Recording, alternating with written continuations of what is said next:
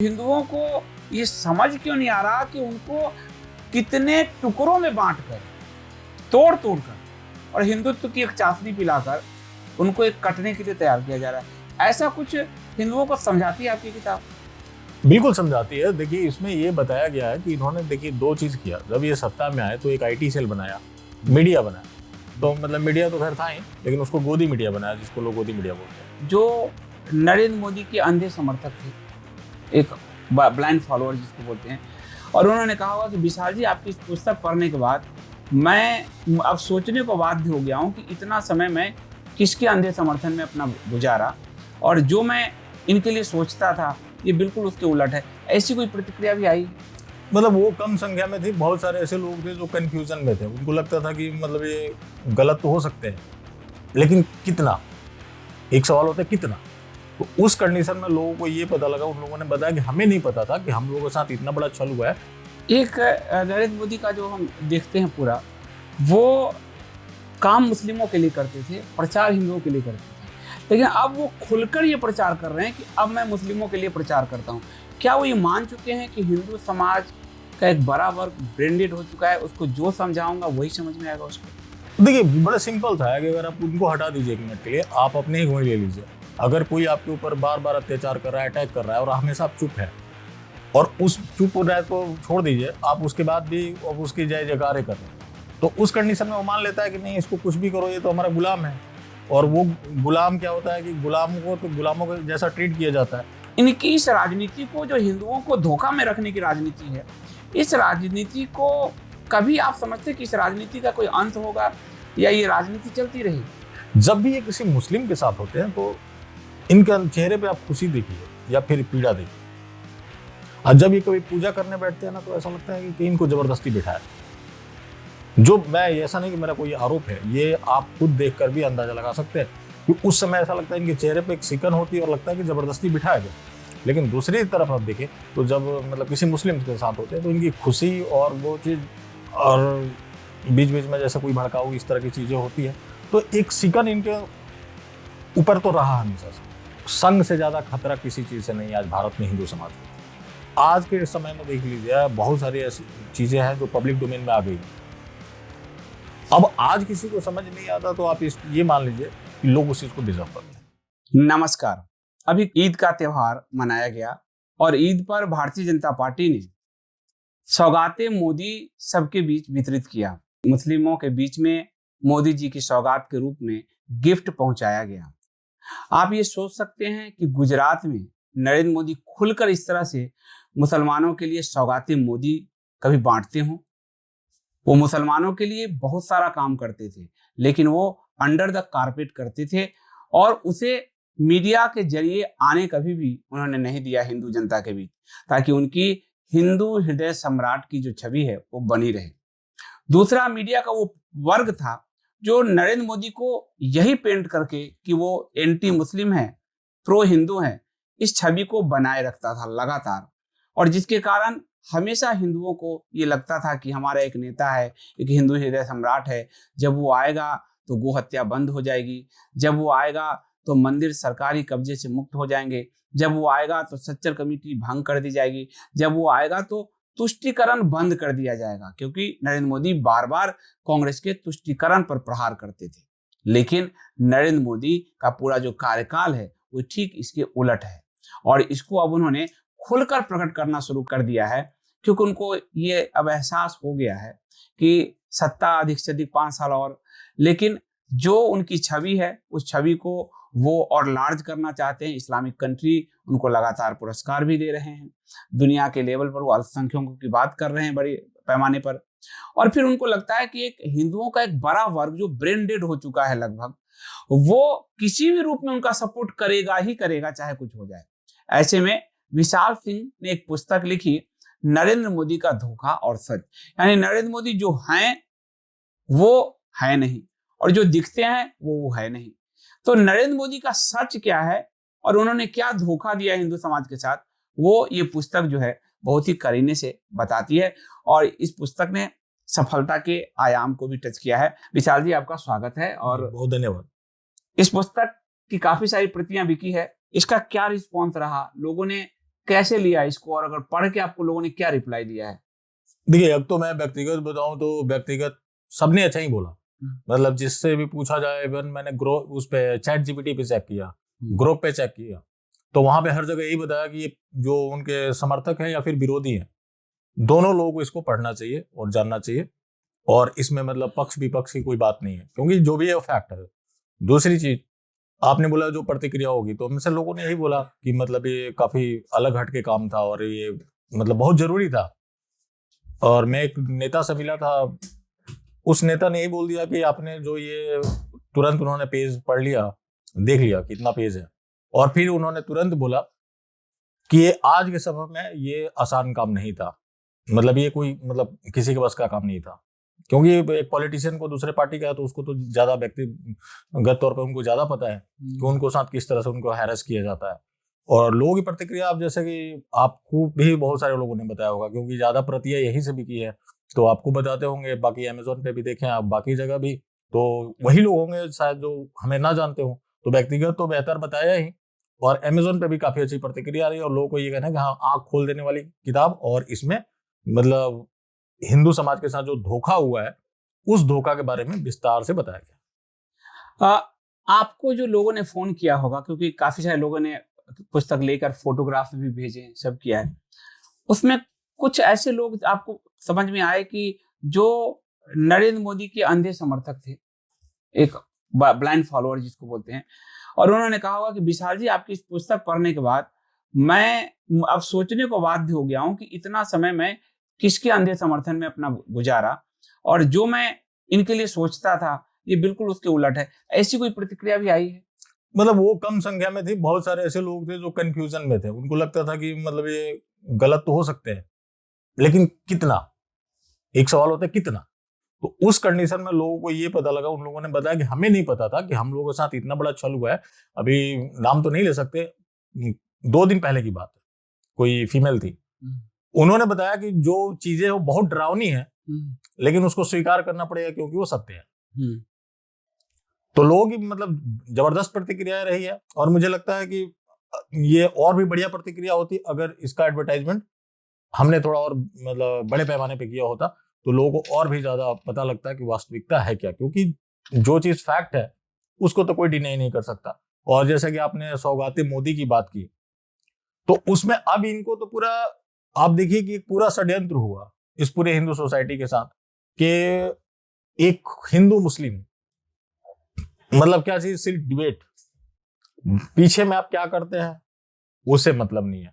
तो वैसे कंडीशन में आप देखेंगे तो ये इन लोगों ने मान लिया कि अब जो कुछ भी है, हिंदू समाज हमारे पूरी तरह से कंट्रोल में आ चुका है। अगर हम ऐसा कुछ करते भी है तो उनको कोई ज्यादा फर्क नहीं पड़ता, कुछ लोग बोलेंगे, ये करेंगे, तो बाकी सेंसरशिप तो आपको पता ही है, आपसे ज्यादा कौन बताएगा।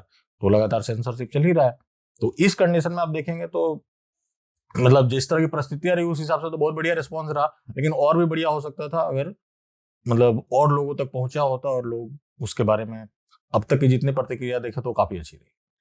एक नरेंद्र मोदी का जो हम देखते हैं पूरा, वो काम मुस्लिमों के लिए करते थे, प्रचार हिंदुओं के लिए करते थे, लेकिन अब वो खुलकर ये प्रचार कर रहे हैं कि अब मैं मुस्लिमों के लिए प्रचार करता हूं।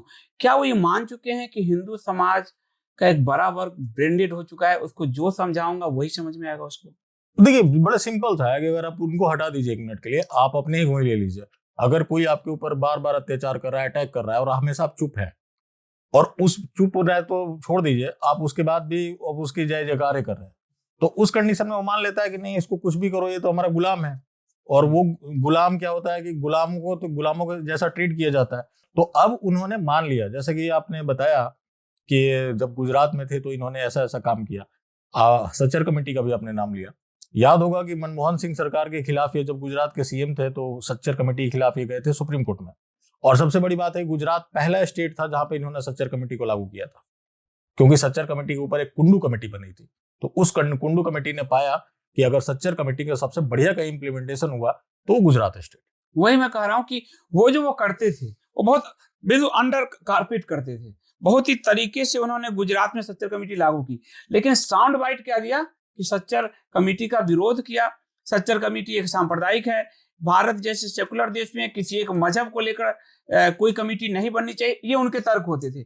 लेकिन अंदर ही अंदर उसमें टाइम्स ऑफ इंडिया ने एक आरटीआई भी लगाई थी, और इस आरटीआई में आया था कि देश के जो जितने भी थाने हैं, पुलिस थाने, उसमें मुस्लिम इलाके में मुस्लिम पुलिसकर्मियों की भर्ती में गुजरात अव्वल है। मतलब जो मनमोहन सिंह नहीं कर पाए, नीतीश कुमार नहीं कर पाए, उसमें रिपोर्ट में आया था कि कांग्रेस की सरकार भी नहीं कर पाई जो मोदी ने किया। लेकिन ये हिंदुओं को कभी पता नहीं चला। हिंदुओं को वो पता चला कि सच्चर का विरोध नरेंद्र मोदी कर रहे हैं। इनकी इस राजनीति को, जो हिंदुओं को धोखा में रखने की राजनीति है, इस राजनीति को कभी आप समझते कि इस राजनीति का कोई अंत होगा या ये राजनीति चलती रहेगी? नहीं, आप इस चीज को समझिए कि जो आप बता रहे हैं कि जब गुजरात के सीएम थे उस समय बीजेपी के राष्ट्रीय प्रवक्ता हैं सुधांशु त्रिवेदी ने गुजरात का एग्जाम्पल दिया। एक और घटना आपको याद होगी, जब इन्होंने बोला था कि पहले शौचालय फिर दिवाले, वह सिमिलर बयान दिया था जयराम रमेश ने। तो विश्व हिंदू परिषद आरएसएस के लोगों ने उसका खूब विरोध किया और वो कहा कि हिंदू द्रोही है, और मोदी कह रहे हैं तो विकास के लिए कह रहे हैं। तो ये एक सबसे बड़ी बात क्या है कि देखिए, अगर आप भी इस चीज को जानते होंगे कि अगर इसका जो जड़ है वो संघ है, जो संघ है वो जड़ है, और संघ के एक मतलब ये एक प्रोडक्ट है। तो ये लोग वही करते हैं जो कर रहे हैं, उसके अपोजिट ये लोग प्रचार करेंगे। अब वो दौर की बात करेंगे कि उस दौर में क्या होता था कि ये नहीं बोलते थे, तो ऐसा भी नहीं है। आपको एक बयान याद होगा, इन्होंने बोला कि अगर मुझे ऊपर वाले ने मौका दिया तो मैं मुसलमानों के लिए इतना करूंगा जितना किसी ने नहीं किया होगा। लेकिन सबसे बड़ी बात है कि मीडिया उस चीज के ऊपर कभी चर्चा नहीं की। भड़काऊ बातें तो करते थे, मतलब उस तरह का जैसे कि उसे कम्युनिटी थोड़ी सी आक्रोशित हो, जिसे हिंदू पोलराइज हो। लेकिन बीच बीच में जब भी इनको मौका मिलता है, और एक चीज और भी आपने शायद ध्यान दिया हो ना दिया हो, जब भी ये किसी मुस्लिम के साथ होते हैं तो इनके चेहरे पे आप खुशी देखिए या फिर पीड़ा देखिए। और जब ये कभी पूजा करने बैठते हैं ना, तो ऐसा लगता है कि इनको जबरदस्ती बिठाया गया। जो मैं ऐसा नहीं कि मेरा कोई आरोप है, ये आप खुद देखकर भी अंदाजा लगा सकते हैं कि उस समय ऐसा लगता है इनके चेहरे पे एक सिकन होती है और लगता है कि जबरदस्ती बिठाया गया। लेकिन दूसरी तरफ आप देखें तो जब मतलब किसी मुस्लिम के साथ होते हैं तो इनकी खुशी और वो चीज, और बीच बीच में जैसे कोई भड़काऊ इस तरह की चीजें होती है, तो एक सिकन इनके ऊपर तो रहा हमेशा से। और अब जब फिर पीछे जाएंगे तो फिर वो गोधरा वाला भी मामला आएगा, फिर इनके रिश्तेदारों को आप देखेंगे, तो फिर जब इतना कुछ आप देख के समझ जाएंगे कि ये है क्या। अब रही बात हिंदू समाज की, देखिए हिंदू समाज की एक सबसे बड़ी बात समस्या ये रही है कि शुरू से एक स्लेव मेंटेलिटी रही है, चाहे वो गांधी की या उससे पहले अंग्रेजों की बहुत सारे लोग शासनकाल को अच्छा मानते थे। 1857 की क्रांति में जिन पटियाला के नरेशों ने 1857 की क्रांति को कुचलने में अंग्रेजों की मदद की थी। इन रजवारों ने बिहार में पटना का, वो सावरकर जी की किताब में है, घर में घुस कर लोगों को मारा गया था। इनके फौज के बल पर अंग्रेजों ने शासन किया था। तो बात तो ये सच है। उससे पहले मुगलों को भी जाएंगे तो बहुत सारे ऐसे भी लोग होंगे जो, ऐसा तो नहीं था कि मुगल ऐसे मतलब या पता कर लेते जो भी कर वो सो भी है, तो कुछ लोग ऐसे भी तो थे जो मुगलों से मिले हुए थे। हाँ, चाहे जिस भी कारण वो से मिले थे, जैसे भी कारण। हाँ, तो ये तो हमेशा से मेंटेलिटी रही है। और रही बात इस बुक की बात, तो इस बुक ये ठीक है नरेंद्र मोदी के ऊपर है, लेकिन मेरा कोई वो ऐसा व्यक्तिगत कुछ किसी का भी क्या हो सकता है, एक लेवल का होता है। अगर हाँ हम लोग किसी दूसरे पॉलिटिकल पार्टी में होते तो एक हो सकता था कि हाँ हमारा उनसे कोई है। लेकिन ये है कि नरेंद्र मोदी के बारे में जानने के बाद आपका एक पॉलिटिकल जो होता है ना, कि पॉलिटिक्स के बारे में सोचने का तरीका, जो कि एक नेता बयान क्या देता है, काम क्या करता है, तो काम असल क्या करता है, लोग का उसके ऊपर नजरिया बने। तो बात क्या होता है कि हर कालखंड में कुछ लोग रहे हैं जिन्होंने अपने हिसाब से जितना कर सकते हैं उन्होंने किया है। तो हम लोगों ने भी इस तरह से एक प्रयास किया। अब ये हिंदू समाज कितना बदलेगा, कितना इनके चंगुल से ये होगा, लेकिन आप भी जैसा देख पा रहे होंगे पहले और आज में अंतर तो आया है। अंतर आया है और ये अंतर धीरे धीरे आएगा और भी आएगा। लेकिन हिंदुओं का एक बड़ा वर्ग जो है वो संघ से अपने आप को जुड़ा हुआ पाता है, और संघ हिंदुत्व को क्लेम करता है। हमेशा वो करता है कि वो हिंदुत्व की आइडियोलॉजी, हिंदुत्व की पार्टी है, सब करता है। और अगर लेकिन संघ को हम दूसरी तरफ देखें, तो जैसे अभी औरंगजेब का विवाद हुआ, अब विश्व हिंदू परिषद के प्रवक्ता विनोद बंसल ने कहा, ये बयान पूरा छपा, कि हम औरंगजेब की कब्र को उखाड़ देंगे, हम वहां के कार सेवा करेंगे औरंगजेब की कब्र के लिए। तो देश में आग लगाया गया, नागपुर में दंगे हुए। अब संघ के भैया जी जोशी का बयान आ गया कि बेवजह का मुद्दा उठाया गया, औरंगजेब जब मरा यही था तो उसका कब्र कहां होगा। और छत्रपति शिवाजी ने तो अफजल खान की कब्र बनवाए थे। तो विश्व हिंदू परिषद भी संघ का, भैया जी जोशी भी संघ के, पर ये संघ का ड्वेल स्टैंड क्यों चलता है? जब तक कुछ हिंदू मरते नहीं है तब तक उनका वो दूसरा स्टैंड जो है वो सामने क्यों नहीं आता है? देखिए, सबसे बड़ी बात है कि संघ का कुछ भी ऑफिशियल नहीं होता, कुछ रिटर्न में नहीं होता। अब कल हो के अगर आपको विश्व हिंदू परिषद को भी साबित करना हो कि ये संघ का संगठन है, आप नहीं कर पाएंगे। कागजी काम तो ये करते ही नहीं है। अब बात कर रहे हैं कि संघ का, तो आप देवेंद्र फडणवीस को देखिए, इस बुक को लिखने का पीछे क्या मकसद रहा कि आप किसी भी पॉलिटिशियन के बयान को मत सुनिए, और वैसा चीज भी मत सुनिए जो सिर्फ आपको अच्छी लगती हो, वैसी चीज भी सुनिए जो आपको अच्छी ना लगती। कई बार ऐसी होती है कि सच्चाई भी होती है लेकिन हमें पसंद नहीं आती। अब देवेंद्र फडणवीस को आप देखिए, जो आपने औरंगजेब का मुद्दा उठाया, देवेंद्र फडणवीस ने पहले क्या बोला कि यहाँ जो औरंगजेब का मजार कब्र जो भी है टूटना चाहिए। लेकिन कांग्रेस की सरकार रही, कांग्रेस ने मतलब उसकी सरकार मध्य प्रदेश महाराष्ट्र में भी थी और सेंटर में भी थी, तो उन्होंने इसको एएसआई कंट्रोल में डाल दिया। तो ये कांग्रेस का किया धड़ा है, इसको हटना चाहिए, लेकिन इसमें कानूनी व्यवधान है। अब आप थोड़ा सा आगे बढ़ेंगे तो वहां पे 150 से ज्यादा पुलिस वाले लगाए गए थे। आज की रिपोर्ट आई है कि देवेंद्र फडणवीस बोल रहे हैं कि हम उसको प्रोटेक्ट कर रहे हैं, हम उसको प्रोटेक्ट करेंगे। उसके बाद जो एक हिंदू समाज का कोई नेता, उन्होंने तो छावा फिल्म पे दोष डाल दिया, अपने बयान से भी अपने आप को हटा लिया, छावा फिल्म पे दोष डाल दिया कि छावा के कारण लोग अंग्रेज औरंगजेब के प्रति जो कि पहले प्रशंसा कर चुके थे कि सबको देखना चाहिए। उसमें से एक हिंदुवादी नेता थे, उनको जो औरंगजेब का कब्र है उस एरिया में उनको जो डिस्ट्रिक्ट पड़ता वहां उनको जिला बदर कर दिया गया, मतलब तड़ी पार वो जा नहीं सकते। तो एक बात बताइए, अगर लोगों ने जो भी प्रदर्शन कर रहे हैं या जो भी आक्रोशित हो रहे हैं, सबसे बड़ी बात है ये सारी पेड एक्टिविटी चल रही है। एक तरफ जैसा कि आपने बताया विश्व हिंदू परिषद प्रदर्शन कर रहा है, उसी को संचालित करने वाला आरएसएस उसके खिलाफ बयान दे रहा है। फिर से सीएम जो है वो दोनों तरह की बात कर रहा है, एक तरफ कह रहा है कि नहीं हटना चाहिए, दूसरी तरफ बोल रहा है कि नहीं सेंटर में उस समय और स्टेट में कांग्रेस की सरकार थी, आज तो आपकी स्टेट में और सेंटर में सरकार है, आप हटा दो। तो बेसिकली क्या है कि देखिए सिंपल सी बात है, अब आज के समय में देख लीजिए बहुत सारी ऐसी चीजें हैं जो पब्लिक डोमेन में आ गई है। अब आज किसी को समझ नहीं आता तो आप ये मान लीजिए कि लोग उस चीज को डिजर्व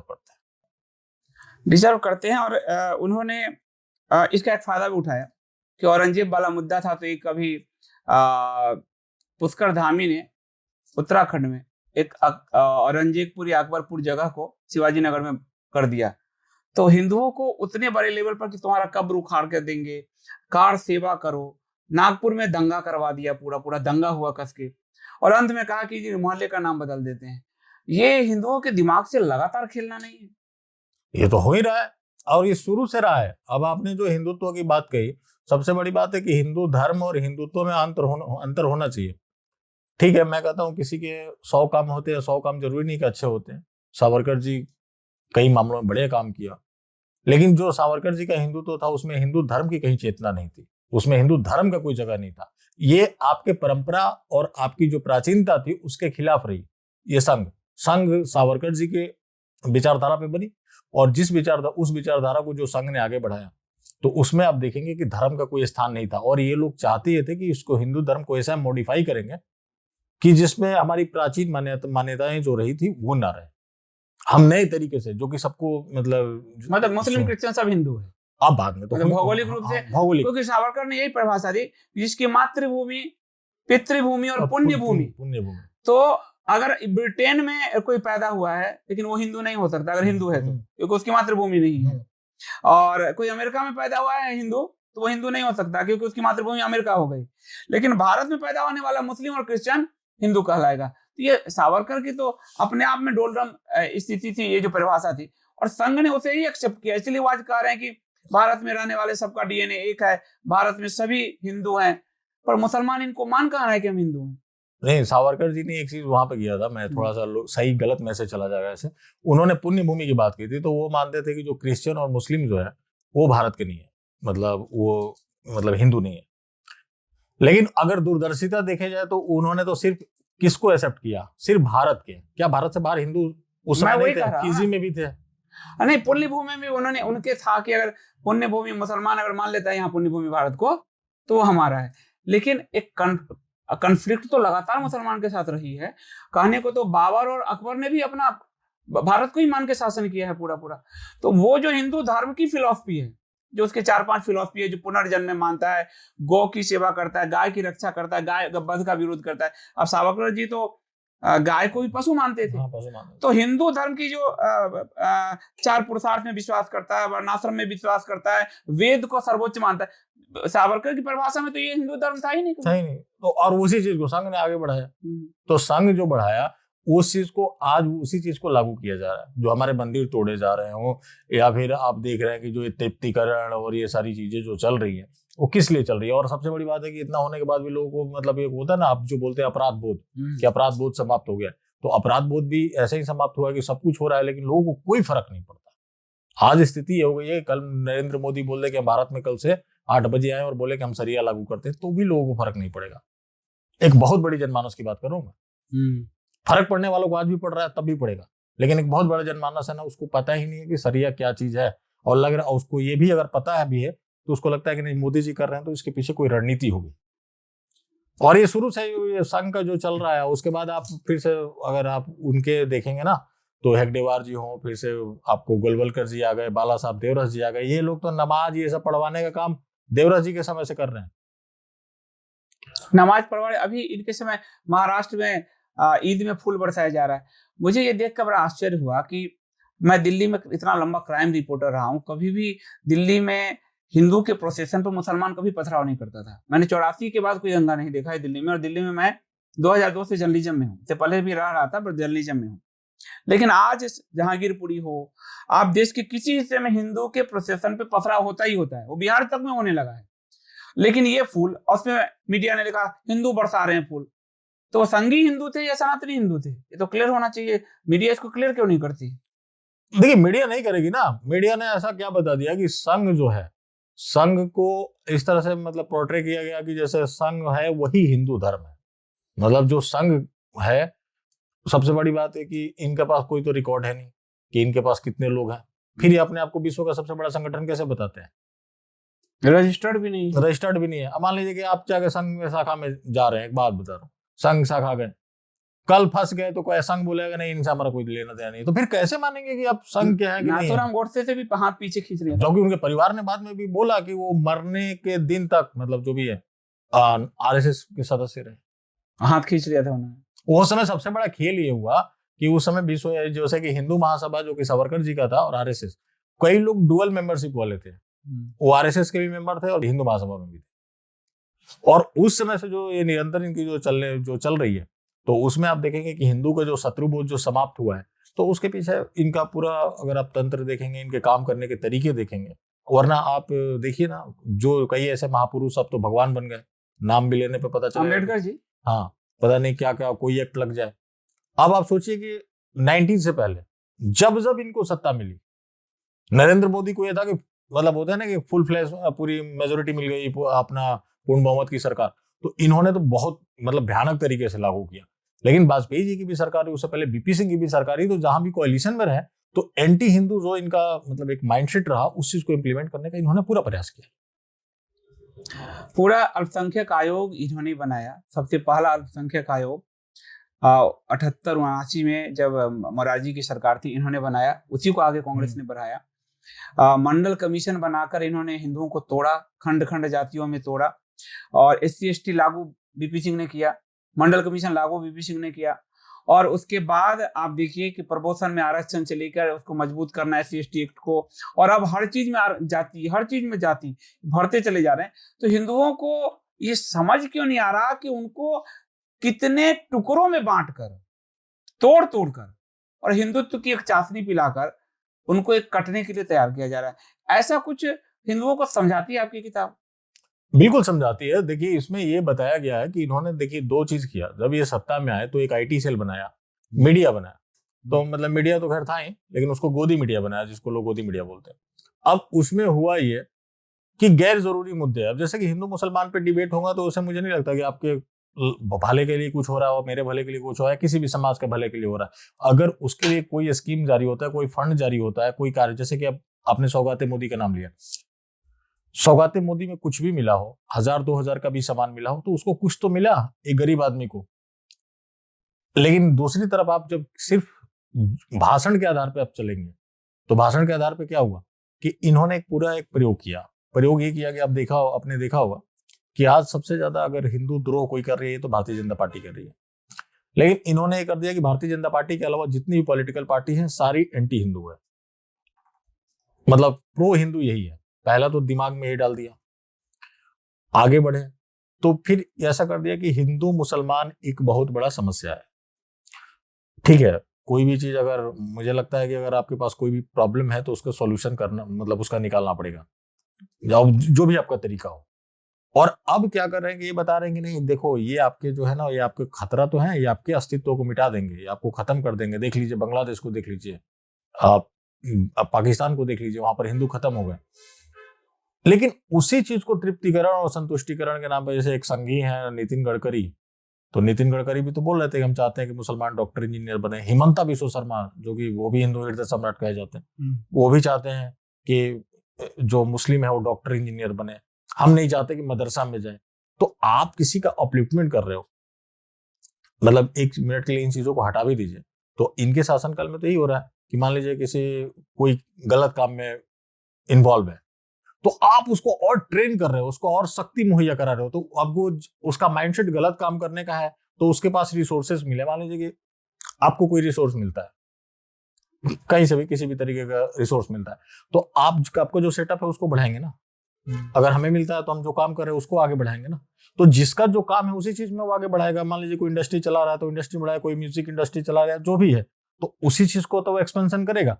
तो अब बताया जा रहा है कि देखिए ये आपके लिए खतरा है, लेकिन उसी को हम क्या करना है कि भरोसा जीतना जरूरी है। तो ये सब बताने का प्रयास हुआ है कि कैसे आपके जो कोर इश्यूज थे उससे लोगों का दिमाग हटा, मतलब माइंड डाइवर्ट कर दिया गया। सबसे बड़ी बात है कि थोड़ा बोलना सेकुलर हो जाता है। अगर आप किसी से कहें कि जो गरीब आदमी है, चाहे वो किसी भी कास्ट का हो, अगर वो ब्राह्मण हो कोई भी हो, तो सबसे बड़ी बात है अगर जब गरीब हो जाता है तो पहली बात की उसकी पहचान मिट जाती है। पहली बात की उसका घर परिवार में ही लोग वो उपेक्षित हो जाता है। लोग उसको, कई लोग ऐसा बोल देते हैं कि हमारे परिवार का है ही नहीं अगर वो भिखारी टाइप है तो। अब क्या हुआ कि कन्वर्जन किसका होता है? गरीब आदमी का होता है। जो गरीब है उसके, मान लीजिए कि उसके खाने को नहीं है, वो मरना तो कोई भी नहीं चाहता। कोई मिशनरी जाता है, कोई मतलब जो भी मिशनरी का एजेंट, और बोलता है कि चलो हम तुम्हारी इलाज कराते हैं। अब तो स्थिति ये हो गई है कि कई ऐसे जब तो मौलवी मौलाना बोलने लगे हैं कि तुम इस्लाम कन्वर्ट हो जाओ, तुमको नौकरी दिला देंगे। अब सवाल ये बनता है कि नौकरी कहां से दे रहे हैं? क्योंकि जो कॉन्स्टिट्यूशन की ये लोग बात करते हैं, दिन रात संविधान संविधान चिल्लाते होते हैं ये लोग। आप बताइए कि जब संविधान बना तो वहां धर्म के नाम पे आरक्षण क्यों नहीं दिया गया? क्योंकि लोगों को पता था कि धर्म तो बदला जा सकता है। तो यहाँ पे तो एक तरह से एक प्रयास चल रहा है कि जैसे कि इतना दूसरी कम्युनिटी को स्कीम दे दो कि दूसरा वाला ऑटोमेटिकली कन्वर्ट हो जाए। गुड़गांव में केस भी आया था एक लड़की का, आईएएस बनने के लिए मुसलमानों को जो 1.5 लाख का जो आवासीय वजीफा मिलता है, उसने वो आईएएस की एग्जाम 7 क्लास की थी, उसके लिए उसने वो इस्लाम अपना लिया। उसका केस ये गुजरात, एक गुड़गांव में एक वीडियो वायरल हुआ था लड़की का। अब मैंने वैसा भी देखा है, पोस्ट बढ़ रहा है पूरा इनके पॉलिसी के कारण। हमने तो एक पोस्ट भी देखे हैं, उन पोस्ट में ये भी तक बोला गया है कि मोदी जी क्या मैं कन्वर्ट हो जाऊं? मैं जनरल कैटेगरी से आता हूं, मुझे कोई सुविधाएं नहीं मिल रही है। अगर मैं कन्वर्ट हो जाता हूं तो क्या मुझे ये सारी सुविधाएं मिलेंगी? लोगों की पीड़ा देखिए ना आप, और आप किसके पैसे से दे रहे हैं? उसी आदमी का जिसके खिलाफ आप इस्तेमाल कर रहे हैं। तो आप ही के पैसा आप ही के खिलाफ इस्तेमाल हो रहा है। तो ये चीज तो बताने का पूरा प्रयास किया गया है कि हाँ कैसे उनकी पॉलिसी है और किस तरीके से वो काम करे, जो कि पढ़ने के बाद ज्यादा कोई भी चीज क्लियर होता है, चाहे मैं कोई भी हो। पढ़ना लिखना तो इंपॉर्टेंट पार्ट है। अब ये जो आप बता रहे हैं, जैसे कन्वर्जन वाली जो बात बता रहे थे, गुरुग्राम की बात, मैं जो गरीब वाली बात कर रहा था, आप एक बात बताइए कि जो गरीब आदमी है उसको अमीर से तो जल्दी कोई लगता नहीं है। गरीब आदमी ही हर किसी के निशाने पर होता है। तो उस गरीब आदमी को कन्वर्ट कराना कितना आसान हो जाता है। आपने कन्वर्जन आपने देखा होगा ज्यादातर, तो देखिए अपवाद तो हर जगह। मान लीजिए किसी की चॉइस ही है कि हम उसको मुसलमान ही बनना है या ईसाई बनना है, तो हम नहीं कर सकते कुछ। लेकिन ज्यादातर जो धर्मांतरण का खेल चल रहा है वो कहाँ चल रहा है? वो गरीब इलाकों में चल रहा है, आदिवासी जैसे वो भाजपा का भी एक विधायक पकड़ा पे आया है ना मामला, गुजरात, दक्षिण गुजरात का जो भाजपा का है, वो सबको क्रिश्चियन बनवा रहा है। जो अनंत भागवत के जो चचेरे भाई हैं, जिन मौलाना को लेकर आए थे, वो 150 करोड़ का धर्मांतरण रैकेट का पार्ट पाया गया था। एसआईटी ने, यूपी के एसआईटी ने बाद में गिरफ्तार भी किया था, फिर बाद में उसको जमानत मिल गया, पूरी आराम से निकल गया वो। तो धर्मांतरण के पार्ट में तो भाजपा के विधायक का नाम आ रहा है, संघ प्रमुख के साथ धर्मांतरण वाला बैठा है। तो कहीं ऐसा तो नहीं है कि ये पॉलिसी ही इसलिए अल्पसंख्यकों को का तुष्टीकरण वो इसलिए कर रहे हैं कि सवर्ण क्लास कन्वर्ट हो जाए? कहीं ऐसा तो नहीं है? क्योंकि लिंक जोड़ रहे हैं धर्मांतरण पे। आप इनका कोई भी मजबूत कानून आप देखिए, ऐसा आपको नहीं दिखेगा कि धर्मांतरण पे ये कोई मजबूत स्टेप इन्होंने लिया। देखिए बेसिकली ये चाहते क्या है, ये अब्राह्मीकरण चाहते हैं, रिलीजन एक मैटर। क्योंकि ये एक चीज आप देखेंगे कि जितने एंटी हिंदू एक्टिविटीज होंगे वो सबके साथ है। जैसे वो कभी क्रिश्चियनिटी के साथ हो जाते हैं, कभी इस्लाम के साथ हो जाते हैं, कभी किसी के साथ हो जाते हैं, तो ये सबके मतलब साथ है। अब बात रही कि धर्मांतरण कराने की, तो रही बात अब किस ना मतलब वो क्या खुल के तो बोल नहीं सकते कि तुम धर्मांतरित हो जाओ। इतनी सारी जब सुविधाएं दी जाएंगी, जब मौलवी मौलाना बोलने लगेंगे कन्वर्ट हो जाओ, तुम्हें हम नौकरी दिलवा देंगे, तो अब यानी तो इससे तो ये स्पष्ट हो गया है कि ये लोग इस देश को हिंदू विहीन बनाना चाहते हैं। अन्य नौकरी का तो आंकड़े भी है ना कि अगर 4.5% सरकारी नौकरी में मुस्लिम थे और आज 11% है, तो जो 6-7% बढ़ा है, किसी का हक सीट तो 500 ही मान लिया, तो किसी का हक तो मारा गया, तभी तो उनका हक बढ़ा है। उनको पिछड़े वर्ग में उनको आरक्षण मिल रहा है, पिछड़े वर्ग का पासमानदा। आप सोचिए कि आप तो ये जानते होंगे कि आईएएस का जो एग्जाम होता है, खास करके प्रीलिम्स और मेंस, वो बहुत सारे लोग मिलते हैं जो क्वालिफाई कर लेते हैं, लेकिन सबसे ज्यादा जो इश्यू आता है वो इंटरव्यू में आता है। कईयों को हमने देखा है कि वो बोलते हैं कि हमने प्रीलिम्स क्वालिफाई कर ली, मेंस क्वालिफाई कर ली, और उसके बाद हम जाके इंटरव्यू में छट गए। तो अब आप देखिए कि जो मुस्लिम है, जो ये पसमंदा के नाम पे, अब चूंकि ये मुस्लिम नाम नहीं लेते हैं इसलिए कि ऐसा करेंगे तो इनके ऊपर वो तुष्टीकरण का दाग लगेगा, तो ये एक नया प्रयोग इसे दोनों तरफ चलता है। एक तो मुस्लिम तुष्टीकरण का भी आरोप नहीं लगता, और दूसरी तरफ एक धड़ा है जो खुद कुछ करना नहीं चाहता, दूसरे के करने में कुछ ना कुछ मास्टर स्ट्रोक तलाशता है। अब उसको लगता है ना कहीं ऐसा होगा कि पसमंदा असराफ एक दूसरे के खिलाफ हो जाएंगे, जो कि अब्राह्मीकरण, किसी भी चीज को अब्राह्मिक को आप देखेंगे तो उनका रिलीजियस बॉन्डिंग ज्यादा होता है, और उसी हिसाब से देश के सारे दंगे का रिकॉर्ड देख लीजिए, सब पसमंदाओं ने की। ये तो ये जो लोग चैनल पर बैठा के इससे मोदी जी जाति में तोड़ पाएंगे, मुसलमानों को बांट पाएंगे, ये तो दंगे के सारे आंकड़े दिखाते हैं कि दंगे में सब पसमंदा शामिल है। देखिए सिंपल सी बात है कि आप कहीं भी उठा के देख लीजिए, अब ऐसा होगा तो हम लोग, हो सकता है कई लोग बोल देंगे कि नहीं अब हम लोग थोड़ा मुस्लिम का पक्ष लेने लगे। अभी हम और एक वीडियो आया है बिहार का और दरभंगा का है, उसमें तो मुसलमान बोल रहे हैं कि हमारे हिंदू भाई भी गरीब है, मुसलमानों से, एक मुसलमान बोल रहा है कि मुसलमानों से ज्यादा गरीबी हिंदुओं में है। बिल्कुल सही कहा है कि हिंदुओं में ज्यादा गरीबी है आज के समय में देखेंगे तो, और ये जो भी सुल्तान साहब हैं उनकी सबसे बड़ी अचीवमेंट रही कि हिंदू गरीब हो गया और हिंदू खतरे में आ गया। अच्छा 2014 से पहले सुनते थे क्या कि हिंदू खतरे में आ गया? तो अब सवाल ये भी होता है कि भाई इतना बड़ा संगठन, इतनी बड़ी मतलब पार्टी, और अचानक से ऐसा क्या हुआ कि हिंदू अचानक से खतरे में आ गया? तो खतरे में आया या डाला में आ गया तो वो भाजपा को वोट दे तभी जिंदा रहेगा। देखिए अगर सिंपल वर्ड में कहा जाए तो ये हिंदू को दूसरा मुसलमान बनाना चाहते हैं। मतलब वो नंगा भूखा हो, गरीब हो, उपेक्षित हो, और इनको वोट देता रहे, इनको वोट देता रहे, डरा रहे, सहमा रहे। और कुछ लोग डरने सहमने को भी अपनी रणनीति मानते हैं। उनको लगता है कि नहीं अगर हम डर के सहम के रह रहे हैं तो हम बड़े अच्छे आदमी हैं। जैसे अब मैं किसी से भिड़ गया, आप किसी से भिड़ गए तो सामने वाला आएगा, अरे आप तो बड़ा मतलब क्या बोला, दिमाग वाले नहीं है।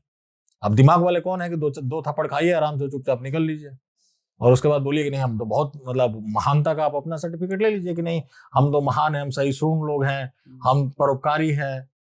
अब अपने मर्जी तो कुछ भी बोल सकते हैं। तो उस मुस्लिम का मैं वीडियो देख रहा था, उसमें मुस्लिम बोला कि हिंदू भाई भी हैं, अगर सबसे पहले इनके बारे में बोला कि इन्होंने कोई वादा अपना पूरा नहीं किया, ठीक बोला मोदी जी के बारे में, हाँ मोदी जी के बारे में। उसके बाद बोला कि हिंदू भाई को छठ में दो, होली में दो, उनको क्यों नहीं देते हो? तो एक मुसलमान, तो अब आप समझिए कि मुसलमान को ये लोग बताते हैं कि हिंदू धर्म के जो भी है, हालांकि मैं संघियों से बड़ा नहीं मानता। देखिए मैं अपने जो भी मैं बोलता हूं उसको लेकर मैं बड़े स्पष्ट हूं कि मैं संघ से ज्यादा खतरा किसी चीज से नहीं आज भारत में हिंदू समाज को। और रियल अगर खतरा है तो संघ से। और आज बताइए कि जिनकी सत्ता है और सत्ता में होने के बाद जो ये हमने बुक लिखी है, इस बुक में वही चीजें सारी लिखी गई है कि आपको कैसे फूल, मतलब आज अप्रैल फूल की भी बात होती है, कैसे आपको मूर्ख बनाया गया। अब उसमें क्या मूर्ख का है कि सिर्फ स्टंट। अगर आपको अभिनय देखना है तो आप जाके फिल्में देखिए ना। लेकिन अब लोगों ने पॉलिटिशियन में अभिनेता को देखने लगे कि वो इतनी अच्छी ये कर ले रहे हैं, वो कर रहे हैं। सबसे बड़ी बात है कि उस नेता का आप ट्रैक रिकॉर्ड उठाकर देखिएगा तो आज तक किसी को भी नहीं छोड़ा। जैसे कि आप आसाराम बापू के ऊपर भी चर्चा करते रहते हैं। एक उस समय को याद कीजिए जिस समय गुजरात में कर कोई कार्यक्रम होता था, इनका जैसे चुनावी कैंपेन शुरुआत करते थे, तो ये आसाराम बापू के पास जाकर आशीर्वाद लेने जाते थे। इनका वीडियो वायरल है कि जब हमारा कोई नहीं था, किसी ने जगह नहीं दी, तो बापूजी ने हमें जगह दिया। और आज होती है बात कांग्रेस भाजपा की, मतलब यही बात होती है। तो वो तो 2013 में गिरफ्तार हुए, लेकिन उनके खिलाफ अब कुछ और भी हुआ होगा अंदरूनी, तो वो मैं नहीं बता सकता। जो पब्लिक डोमेन में आया वो 2008 से आ गया कि जो 2 छात्र थे गुरुकुल के, वो मृत पाए गए थे। बाद में उसके लिए एसआईटी भी बनी, डीके त्रिवेदी के नेतृत्व में एक कमेटी बनी थी, उस कमेटी ने उनको क्लीन चिट दे दिया। उससे पहले कई बार उनके आश्रम पे क्रैकडाउन हुए, कई जगह उनके सत्संग रोकने के प्रयास हुए, फिर से उनके आश्रमों की जांच करवाई गई। जांच करवाने वाले कौन थे? गुजरात के सीएम, तब आज देश के प्रधानमंत्री हैं। उसके बाद आप देखिएगा जब वो गिरफ्तार हो गए तो एक पब्लिक परसेप्शन क्या है कि कांग्रेस ने उठा के इनको जेल में डलवा दिया। कांग्रेस को उस समय सरकार थी। अब देखिए उस समय हुआ क्या था कि राजनाथ सिंह बीजेपी के अध्यक्ष थे और भारतीय जनता पार्टी पहले अध्यक्ष की बहुत बड़ी पावर होती थी। आपने तो कवर किया है, आपने देखा हो। तो ये कैंपेन कमेटी का चीफ बन गए थे। मैं नहीं जानता कि वो चीज कितना सही है, लेकिन रिपोर्ट आई थी मीडिया में।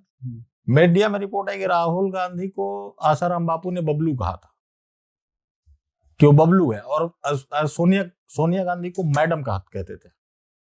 मैडम ही बोला करते थे। तो उस समय एक रिपोर्ट छपी है, कई बार रिपोर्ट छपती भी है, छपवा भी दी जाती है कि आसाराम बापू पूरे देश में राहुल गांधी के खिलाफ प्रचार करने वाले हैं। अभी कैंपेन कमेटी के चीफ बनाए जाते हैं आपको जून में, अगस्त में उनकी गिरफ्तारी होती है।